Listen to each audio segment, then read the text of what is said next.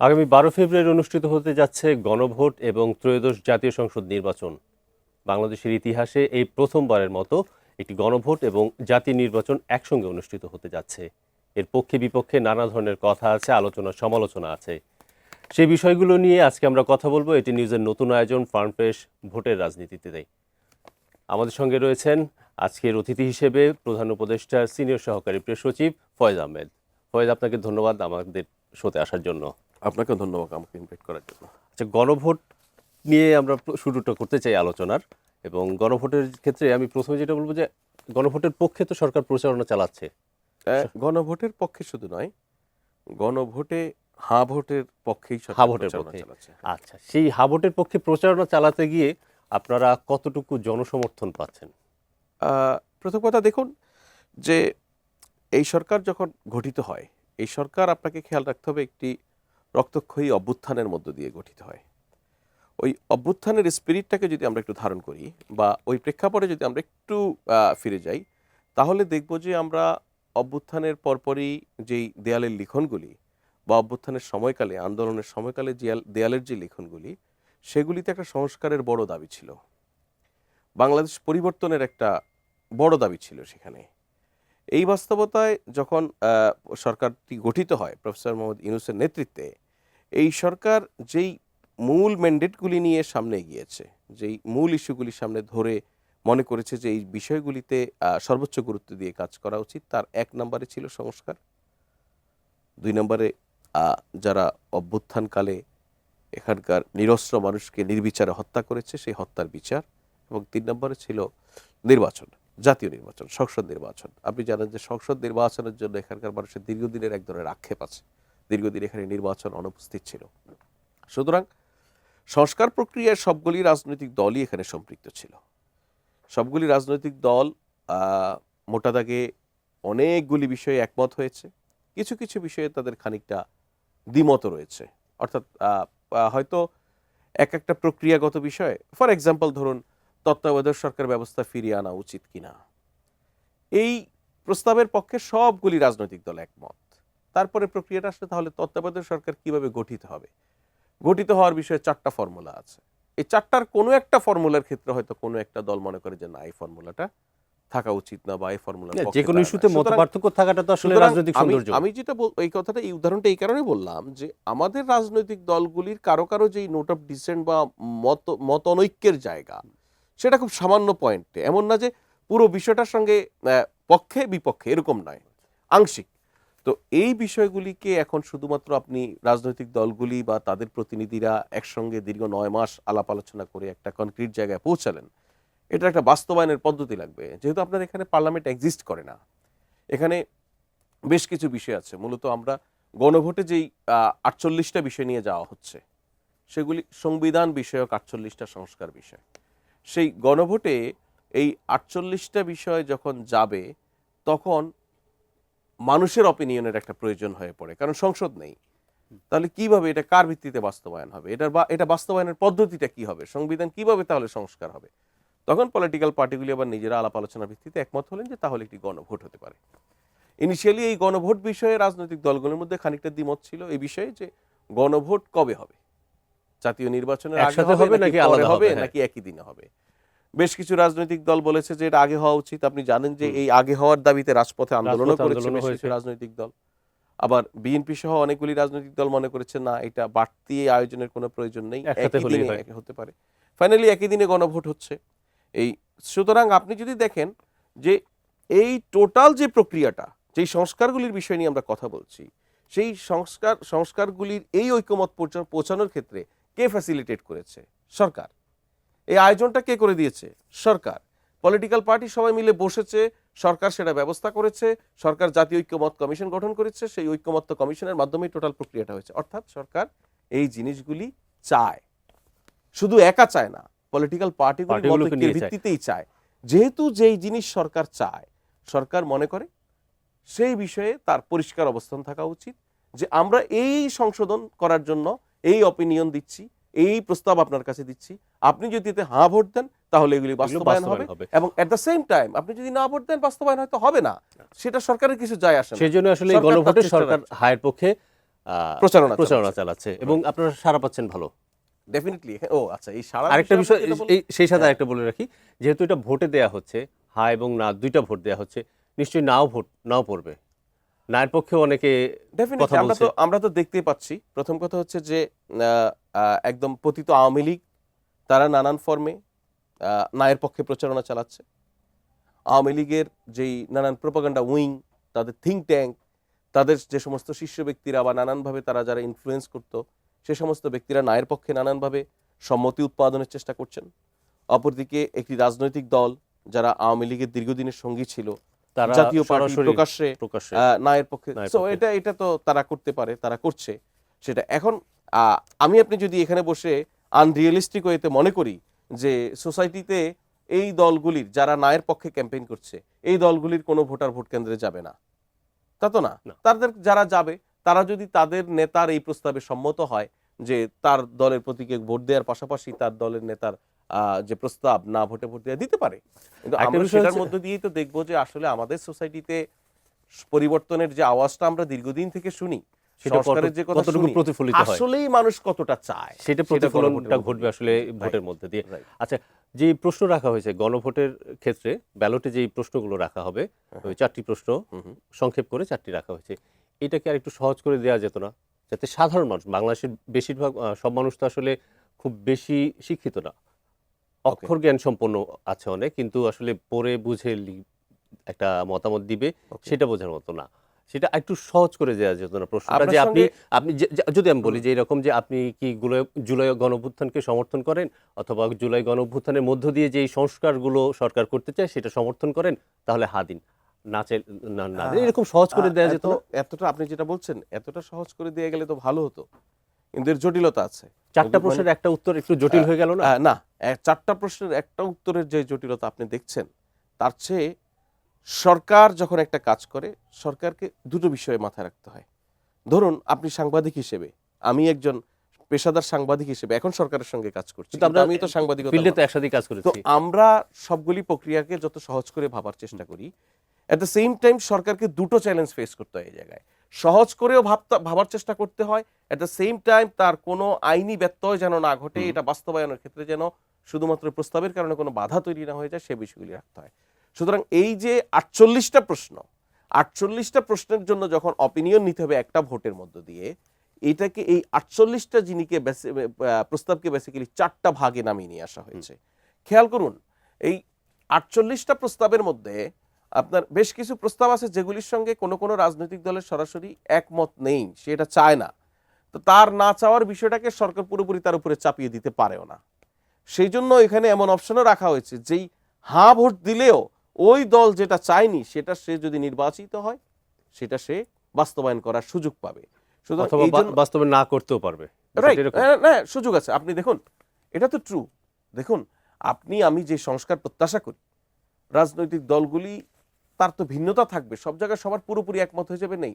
সুতরাং যার ভিন্নতাকে আপনি যদি প্রশ্রয় না দেন, ভিন্নতাকে যদি সুযোগ না দেন, পার্লামেন্টে গিয়ে যদি তার ভিন্ন প্রস্তাব, আমি সরাসরি বলি বিএনপির বেশ কিছু বিষয়ে ভিন্নমত রয়েছে, এই বিষয়ের বেশ কিছু ভিন্নমত কাবার হচ্ছে প্রশ্নের যেই অর্থাৎ 4 নম্বর প্রশ্ন যেটি, তার মধ্য দিয়ে সেই অর্থাৎ হ্যাঁ দেওয়ার মধ্য দিয়ে আপনি 4এও কিন্তু এগ্রি হচ্ছেন। তার মানে 4-এ আপনি সুযোগ দিচ্ছেন বিএনপির ভিন্নমত যেগুলিতে, তার ম্যাক্সিমামগুলিতে বিএনপি পার্লামেন্টে গিয়ে যে সংবিধান সংস্কার পরিষদ প্রথম সময় 180 দিন, সেই সময়টা বিএনপি তার যে অপিনিয়ন জুলাই সনদে, তার যে নোট অফ ডিসেন্ট, সেটা অনুযায়ী সিদ্ধান্ত নেওয়ার সুযোগ। বিরতির আগে গণভোট নিয়ে আলোচনা করছিলাম, এই যেটা বলছিলাম যে সরকারের বিরুদ্ধে নানা ধরনের অভিযোগ রয়েছে রাজনৈতিক দলগুলোর, সেই বিষয়গুলো নিয়ে আপনার সঙ্গে একটু কথা বলতে চাই, অভিযোগগুলো আপনাকে জানাতে চাই, কারণ আপনি সরকারের শীর্ষ পর্যায়ের সঙ্গে সম্পৃক্ত রয়েছেন। একটি অভিযোগ সরকারের প্রতি সবগুলো রাজনৈতিক দল করছে, সেটা হচ্ছে পক্ষপাতিত্বের অভিযোগ। সেটা বিএনপি বলেন, জামাত বলেন, অথবা গণঅভ্যুত্থানের যে প্রধান শক্তি এনসিপি, সবাই বলছে যে সরকার অন্য একটি দলকে বিশেষ সুবিধা দিচ্ছে। জি, এটা সত্য। সবগুলি রাজনৈতিক দল যখন একই অভিযোগ করে বিশেষ সুবিধা দিচ্ছে, তখন অভিযোগটা খানিকটা সত্য কিরকম, সবাই সুবিধা পাচ্ছে আসলে। এখন ভোটের মাঠে সবগুলি রাজনৈতিক যখন কমন অভিযোগ করে, যদি ইভেন্ট ম্যানেজার যারা এই ইভেন্টটার আয়োজন করছেন, ইলেকশনের আয়োজন করছেন, তাদের বিরুদ্ধে সবার একই অভিযোগ হয়, তার মানে তার নিরপেক্ষতা সে বজায় রাখতে পারছে, সবাইকে সমানভাবে সুযোগ দিচ্ছে। আমি বলছি না কাউকে সুযোগ দিচ্ছে না, তা না, আমি বলছি সবাইকে সুযোগ দিচ্ছে। সবাইকে সুযোগ দেওয়ার যদি আপনি প্রেক্ষাপটটা বিবেচনা করেন, খুব ভালো করে খেয়াল করবেন যে ইন্টারিম গভর্নমেন্টের টোটাল যেই 17 মাস, এই 17 মাসে আজকে পর্যন্ত কোনো রাজনৈতিক দল বলতে পারবে যে তাদের একটি সভা সমাবেশ করার জন্য কোনো পূর্বানুমতি নিতে হয়েছে, কোথাও গিয়ে ধর্ণা দিতে হয়েছে? অথবা অনুমতি নিয়মতান্ত্রিকভাবে অনুমতি চাইতে হয় কিছু কিছু ক্ষেত্রে, না, এবং সেটা আমরা পেতে তো- সমস্যা আমরা দেখিনি। কিন্তু এই রাজনৈতিক সভা সমাবেশ করার জন্য কোনো কোনো ক্ষেত্রে অনুমতি চাওয়া নয়, স্থানীয় প্রশাসনকে অ্যাওয়ার করা যে আগামীকালকে আমার একটা কর্মসূচি আছে, সেটা ল এনফোর্সমেন্ট বা নানান ধরনের ট্রাফিক ম্যানেজমেন্টের জন্য, সেগুলি অনেক অনেক ক্ষেত্রে কেউ নেয় নাই বা কোনো ক্ষেত্রে কেউ নেয় নাই। কিন্তু পূর্বানুমতির যে বিষয়টা, এই জিনিসটাই হচ্ছে রাজনৈতিক গণতান্ত্রিক চর্চার জন্য একটা অন্তরায়। সেই জায়গা তো আইনে এক্সিস্ট করতো, কিন্তু সরকার তো সেটা করেনি। সুতরাং ডে ওয়ান থেকে এই সরকার পলিটিক্যাল পার্টিগুলিকে তার সর্বোচ্চ রাজনৈতিক চর্চার সুযোগ দিয়েছে। সুযোগ দেওয়ারও বিষয় না, তারা কিন্তু যেন সেটা তো করতে পারে এতদিন সেটা গিয়েছে, কিন্তু নিশ্চিত করেছে। যখন আর থেকে আপনি আসেন তফসিল যখন- হয়েছে তারপর থেকে আসলে Right. পরিস্থিতিটা আপনি আসেন যখন নির্বাচনের তফসিল ঘোষণা হয়, তফসিল ঘোষণার পর থেকে এর মূলত দায় দায়িত্ব নির্বাচন কমিশনের। সেখানে আপনি আমাকে একটি ইনসিডেন্ট বলেন যে ইনসিডেন্টের মধ্য দিয়ে প্রমাণিত হয়, অ্যাটলিস্ট কোনো একটা গণমাধ্যমের প্রতিবেদনে আপনি আমাকে দেখাতে পারবেন না যেখানে, বা গণমাধ্যম নয়, শুধু গণমাধ্যম বায়াসড হতে পারে, সোশ্যাল মিডিয়ার এলিগেশন আপনি আমাকে দেখাতে পারবেন না যেটার মধ্য দিয়ে প্রমাণ হচ্ছে এই সরকার কোনো না কোনো বিবেচনায় বিএনপিকে, অথবা কোনো কোনো বিবেচনায় জামাতকে বা এনসিপিকে, ইসলামী আন্দোলন বাংলাদেশকে, কাউকে না কাউকে কোনো বিবেচনায় একটুখানি ফেভার দিচ্ছে, একটুও না। যার যা ন্যায্যতার ভিত্তিতে প্রাপ্য। যে এখন মুশকিলটা কোন জায়গায় হয় দেখুন, মুশকিলটা এটা খুব টেকনিক্যাল ইস্যু। আমরা ইলেকশনের পলিটিক্সে যখন আসি, আমাদের দেশের ইলেকশনের পলিটিক্সে last 20 years level playing field বলে একটা জিনিস খুব পপুলার হয়েছে না? লেভেল প্লেইং ফিল্ড বলতে কি?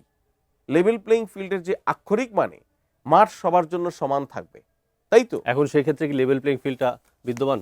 না, এই যে আক্ষরিক অর্থে আমি বলছি সেক্ষেত্রে বিদ্যমান না, এক্ষেত্রে বিদ্যমান হওয়াটা হবে অন্যায়। দেখুন, রাজনৈতিক দলগুলির সবার নিজ নিজ সক্ষমতা একরকম নয়। ধরুন বিএনপির জন্য যেই ধরনের একটা সমাবেশ করলে যে ধরনের লোক হবে, এখন যদি আমার বাংলাদেশ পার্টি বা এবি পার্টি মনে করে তার সমাবেশও সেরকম লোক না আসার ব্যর্থতা ইলেকশন কমিশন বা সরকারের, সেটা কি উচিত হবে? এই লেভেল প্লেইং ফিল্ড তো সরকার করে দিতে পারে না, এটা হলে জুলুম হবে। সরকার যে বিষয়টা করবে, তারা সরকার যেটা যাতে করতে পারে তাদের যে কারো প্রতি যেন কার্যক্রম অবিচার চালিয়ে না যেতে হয়। অবিচার না হয়। আরেকটা বিষয়, সেই জায়গায় আপনি একটিও সরকার বা ইলেকশন কমিশনের পক্ষ থেকে, অথরিটির পক্ষ থেকে একটিও অবিচারের ঘটনা এখন পর্যন্ত আপনি সামনে আনতে পারবেন না। কিন্তু একটা বড় বিষয় সেটা হচ্ছে যে মানে ওই যে আছে না, ঘরপোড়া গরু সিঁদুরে মেঘ Right, দেখলেই right. ডরায়। আমি আপনার সঙ্গে একমত, পুরোপুরি একমত। সামনের যে ইলেকশন, আমরা 3টা ইলেকশন কিন্তু সেই অর্থে ইলেকশন পাইনি। আমরা 4টাই বেসিক্যালি পাই নাই, 8 সালের ইলেকশন অভাবে ইলেকশন হয়নি। হ্যাঁ, তারপরও সেটা কোনো কোনো কোনো অর্থে বলা যায় যে হয়েছে। এখন সামনে যে ইলেকশন, 12 ফেব্রুয়ারি ইলেকশন, মানুষ কি ডর ছাড়া বা ভয় ছাড়া ভোট দিতে পারবে? এইটা নিয়ে আমি কয়েকটা উদাহরণ দেই। আমি ব্যক্তিগত পরিসরে যখন নানান আলাপ আলোচনা হয় তখনও দেই। খুব ইন্টারেস্টিং, খেয়াল করুন। আপনি এখন কথা বলছি কি যে নির্বাচনের দিন মানুষ নির্ভয়ে ভোট দিতে পারবে কিনা, এই আলাপটা করছি, তাই সেটি না? তো আসলে সবচেয়ে গুরুত্বপূর্ণ। হ্যাঁ, খুবই গুরুত্বপূর্ণ। কিন্তু আপনি যদি খেয়াল করেন, এখন থেকে 4 দিন 5 দিন আগেও আমাদের সোসাইটিতে কোনো না কোনোভাবে একটা আলোচনাকে এস্টাবলিশ করা হয়েছিল যে ভোট হবে কিনা, তাই না? বোধ করি গত 1.5 বছর সেই আলোচনা হ্যাঁ, ছিল। বোধ করি গত এক সপ্তাহ থেকেই ওই আলোচনাটা আর খুব একটা মাঠে হালে পানি পাচ্ছে না। ভোট হবে কি হবে না এই আলোচনাটা আর পানি পাচ্ছে না, কারণ এটা খুব এখন একদম কয়েকদিন কাউন্টডাউনের মধ্যে চলে এসেছে এখন ইলেকশন। এখন আবার নানান ধরনের জিনিস উৎপত্তি ঘটবে। তো এত এত উৎপত্তি নানান ষড়যন্ত্রমূলক প্রক্রিয়ায় হলেও এর কিছু অ্যাডভান্টেজ আছে। অ্যাডভান্টেজটা হচ্ছে যে অথরিটি খুব সতর্ক থাকার সুযোগ পায়। ধরুন আপনি যে প্রশ্নটা করছেন, এই প্রশ্নের সঙ্গে আমি একটা রেফারেন্সে যাই। আমরা যদি অতীতের 3-4টা ইলেকশনের এই সময়টাকে মূল্যায়ন করি, অর্থাৎ আজকে নির্বাচনের আগে কয়দিন বাকি, কয়েক সপ্তাহ বাকি, সর্বোচ্চ 2 সপ্তাহ, 2 কম সপ্তাহ বেশি। বাকি। 2 সপ্তাহ বাকি মানে আমার সর্বশেষ যে নির্বাচন হয়েছে 2024 সালে, তার আগে যে নির্বাচন হয়েছে 2018 সালে, তার আগে যে নির্বাচন হয়েছে 2014 সালে, সবই এগুলি কি ইলেকশন বলতে হলে আপনাকে কোট আন কোটের মধ্যে রেখে বলতে হয়। তবুও এই নির্বাচনগুলিরও এই স্টেজে যখন ক্যাম্পেইনিং ছিল, সে সময় সারা দেশ থেকে আমরা পেয়েছি শুধুমাত্র মারামারির খবর। সেই অর্থে সারা দেশ থেকে সহিংসতার পেয়েছি খবর আমরা এইবার অনিয়মের খবর। খুব একটা পাওয়া যাচ্ছে হ্যাঁ, না। তাহলে সেই অর্থে সেই বিবেচনায় আপনি দেখুন আমরা কি ইলেকশনের ফর্মাল ক্যাম্পেইনিং শুরু হয়ে গেছে, অলরেডি মাঝ পথে আছে। এই পর্যায়ে কি আমরা সেরকম বড় কোনো অভিযোগ এখন পর্যন্ত পেয়েছি, বড় কোনো দুঃসংবাদ আমরা পেয়েছি? আমরা চেষ্টা করব ভবিষ্যতে যেন বড় দুঃসংবাদের ঘটনা না ঘটে। আর এটা ক্যাম্পেইনে গেল সেটা, আর ইলেকশনের দিন ইলেকশন ভোট গ্রহণ Right. গণনা সবকিছু মিলিয়ে প্রশাসনের নিরপেক্ষতাটা, প্রশাসন এবং আইন শৃঙ্খলা রক্ষাকারী বাহিনীর নিরপেক্ষতাটা খুব জরুরি, যেটা Right. আমরা গত 3টা নির্বাচনে পাইনি। একেবারেই দেখতে পাইনি, ছিলই না। রাইট, সেটুকু নিশ্চিত হবে আমরা সেটা জনগণকে নিশ্চিত সেটা নিশ্চিত আশ্বাস হওয়ার দিতে দুই পারি। তিনটি তরিকা আছে। এক নম্বর আমি আপনাকে একটা এক্সাম্পল দিয়ে যাই। প্রথম হচ্ছে তফসিল ঘোষণার পরে সবচেয়ে বড় যে ইভেন্ট হয়, এ ধরনের প্রথম তফসিল ঘোষণার পরপরই বড় ইভেন্ট কোনটা, সেটা হচ্ছে যে নমিনেশন ফাইলিং। প্রার্থীরা তাদের নমিনেশন পত্র জমা দেয়। আপনি আমরা তো মাঠের সাংবাদিকতা করেছি। আপনি বলুন তো আমরা বাংলাদেশের ইতিহাসে কোন এমন নির্বাচন পেয়েছি যে নির্বাচনে নমিনেশন ফাইলিং এর সময় মারামারি হয়নি, বাধা দেয়নি, একজনের নমিনেশন একজন ছেড়ে দেয়নি? এবারের নির্বাচনে এরকম একটি ঘটনাও ঘটেনি। সুতরাং আমাদের স্টার্ট ওয়াজ গুড স্টার্ট, আমরা খুব ভালোভাবে শুরু করতে পেরেছি। এবার আপনি আসুন যে ভোটের দিনে, অথবা আমি বলবো যে ভোটের দিন পর্যন্ত প্রশাসন তার নিরপেক্ষ ভূমিকা ধরে রাখতে পারবে কিনা, এটা তরিকার কথা বলছিলাম। এক নাম্বার তরিকা হচ্ছে যে বর্তমান যে সরকার দায়িত্বে রয়েছেন, এই সরকার নিজে নির্বাচনে প্রতিদ্বন্দ্বিতা করছে না, ইটসেলফ এটা একটা সুযোগ যে আপনার কারো সরকারের পক্ষে হওয়া লাগছে না।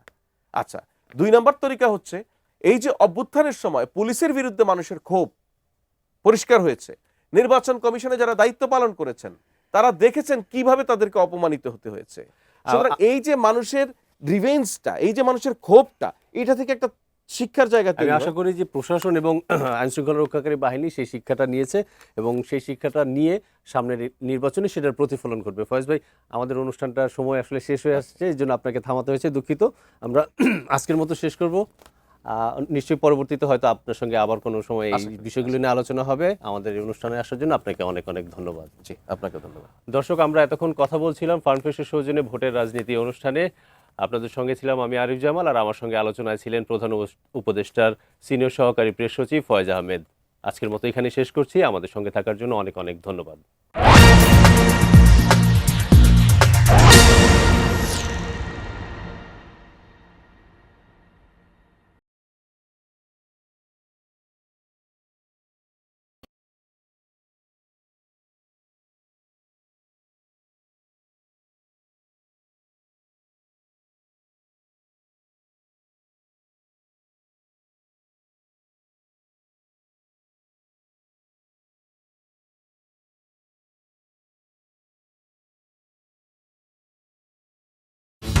আমার কাছে এটাই বেস্ট, কারণ ফার্ম ফ্রেশ খাওয়া যায় যখন খুশি। ফার্ম ফ্রেশ UHT মিল্ক, যখন খুশি যেখানে খুশি।